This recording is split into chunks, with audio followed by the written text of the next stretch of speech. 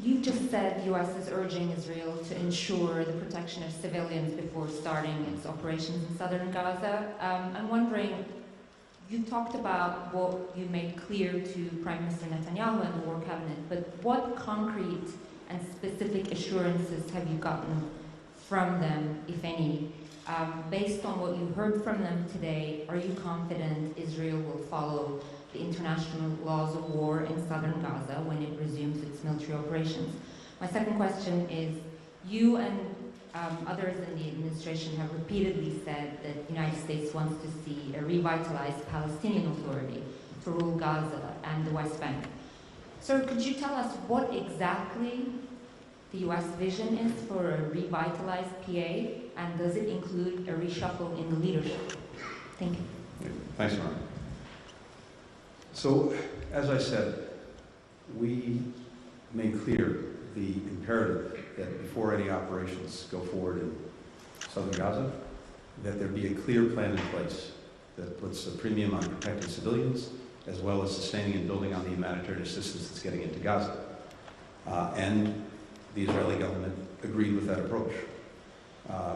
There are concrete steps that it's not appropriate for me to detail here tonight that we know and we heard can ensure to the best of anyone's ability that happens. It's obviously challenging given the particular conditions that Israel has to deal with in getting to Hamas and making sure again that it can't represent the threat that it posed on October 7th. But again, Israel understands the imperative of protecting civilians, the imperative of humanitarian assistance, and will continue to work to ensure that that carries forward in practice.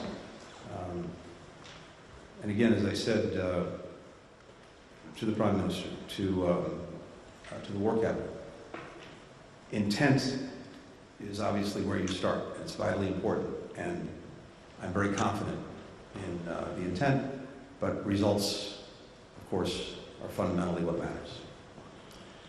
With regard to the Palestinian Authority, we've said, and indeed I had an opportunity to discuss today with President Abbas, the need for reform, the need to revitalize, to revamp the Palestinian Authority so that it can most effectively meet the aspirations of the Palestinian people and deliver for them.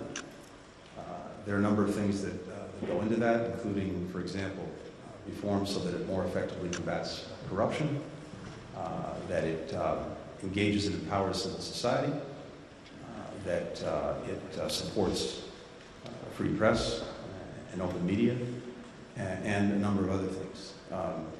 Leadership choices, these are of course up to the Palestinian people and Palestinians themselves. But there are a number of things that we think would be critical to making sure that, again, the Palestinian Authority can be effective in helping to advance the aspirations and the needs of its people. For the next question, Tal Shalev with